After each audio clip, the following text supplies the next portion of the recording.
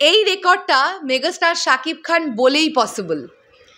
Release হওয়ার 5 ঘন্টা পর থেকে ওই যে ইউটিউবে ট্রেন্ডিং নাম্বার 1-এ উঠলো দ্বিধা গানটা, এখনো পর্যন্ত টানা 5 দিন ইউটিউবে নাম্বার 1-এ ট্রেন্ড করছে বরবাদ সিনেমার রোম্যান্টিক সং দ্বিধা, এবং 5 দিনের মধ্যে 4 মিলিয়ন ভিউজ অতিক্রম করে গেছে।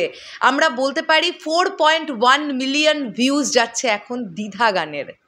হ্যালো আমার সাকিবিয়ান ভাইরা বোনেরা, চলে এলাম আরও একটা নতুন ভিডিও নিয়ে। আশা করছি তোমরা সবাই খুব ভালো আছো। চারিদিকে রিলস তৈরি হচ্ছে দেখতে পাচ্ছি দ্বিধা গানটা নিয়ে। আরও বেশি করে রিলস হওয়া উচিত, রিলসের পরিমাণ আর একটু বাড়ুক। সাকিবিয়ান ভাইরা বোনেরা বেশি বেশি করে দ্বিধা গানটাতে রিলস বানাও না। আমরা তো এইভাবেই আমাদের প্রচারণা চালাই সোশ্যাল মিডিয়ার দ্বারা, তাই না? আমরাও চেষ্টা করব আরও 2-1টা রিলস বানাবার জন্য। তোমরাও সবাই তৈরি করো রিলস। এবং দর্শকের যে কতটা পছন্দ হয়েছে এই গানটা দর্শক বুঝিয়ে দিয়েছে। নাহলে একটানা 5 দিন ইউটিউবে ট্রেন্ডিংয়ে থাকতে পারতো না দ্বিধা গানটা। একটানা 5 দিন ট্রেন্ডিংয়ে আছে দ্বিধা গান, এখনও পর্যন্ত ট্রেন্ডিং নাম্বার 1। আমি যদি ভুল বলে থাকি আমাকে কমেন্ট বক্সে সংশোধন করে দিও, তবে আমার মনে হয় আমি ভুল বলছি না।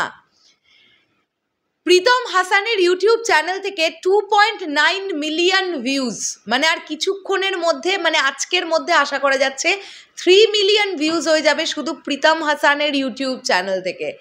এবং সেখানে লাইকসের পরিমাণ আমরা যেটা দেখতে পাচ্ছি, জেনুইন একদম অডিয়েন্স, মানে এই যে ভিউয়ারশিপটা এসেছে এটা একদম অথেন্টিক ভিউয়ারশিপ, এটা আমরা বুঝতে পারছি লাইকসের পরিমাণ দেখে। 2.9 মিলিয়ন ভিউজ আমরা দেখতে পাচ্ছি প্রীতম হাসানের ইউটিউব চ্যানেল থেকে। আর রিয়েল এনার্জি প্রোডাকশন হাউস থেকে দেখতে পাচ্ছি আমরা 1.2 মিলিয়ন ভিউজ। সেখানেও যে পরিমাণ লাইকসের পরিমাণটা আমরা দেখতে পাচ্ছি, আমরা একেবারেই বুঝতে পারছি যে অথেন্টিক ভিউজ হয়েছে। মানে এটা কোনো বুস্ট করা ভিউজ নয়, এটা একদম জেনারেল ভিউজ। দর্শক ভালোবেসে দেখেছে গানটাকে। এবং সব থেকে আমরা আনন্দ পাই এটাতেই যে সোশ্যাল মিডিয়ায় যখন আমাদের মেগাস্টার আসেন তখন আমাদের মেগাস্টারই থাকেন। এবং এই যে তোমরা দেখো বরবাদ সিনেমার আইটেম গানটা নিয়ে এত হাইপ আছে না মার্কেটে, সকলে ম্যাক্সিমাম লোকজন চাইছে যে এরপরেই আইটেম নাম্বারটা চলে আসুক, সবাই ভীষণ এক্সাইটেড। এর মধ্যেই বেশ কিছু দর্শক কিন্তু এটাই বলছিলেন যে 10ম রোজা বা 15 রোজার আগে আইটেম নাম্বারটা দেওয়া উচিত হবে না। তো সেখান থেকে 15 রোজাও আমি যদি ভুল না করি কমপ্লিট তো হয়ে গেছে, 15 রোজা ক্রস করে গেছে। এবারে বরবাদ টিম ধীরে ধীরে তাদের আইটেম নাম্বার নিয়ে আসবে। এছাড়াও আরও একটা গান তাদের তরফ থেকে নিয়ে আসার কথা আছে। তো এই আইটেম নাম্বারটা এলে তোমরা এর থেকেও বড় রেকর্ড দেখতে পাবে, এইটা আমার মন বলছে। কেননা দ্বিধা গানটা না ভীষণ স্নিগ্ধ একটা প্রেমের গান। আর আইটেম নাম্বারটার মধ্যে যে ব্যাপারটা আছে সেটা হচ্ছে ওই উড়াধুরা ব্যাপারটা পাবে তোমরা, মানে নাচের গান, চলো নাচো, এরকম একটা ব্যাপার থাকবে। আর এই গানটার মধ্যে, দ্বিধা গানটার মধ্যে একটা শান্তি আছে, একটা স্নিগ্ধ ব্যাপার আছে। তো দর্শক যে এত পছন্দ করেছে, ওয়ার্ল্ড ওয়াইড এই গানটা এত জায়গায় ট্রেন্ড করছিল রিলিজের পরে নানান কান্ট্রিতে, স্পেশালি গালফ কান্ট্রিগুলোতে।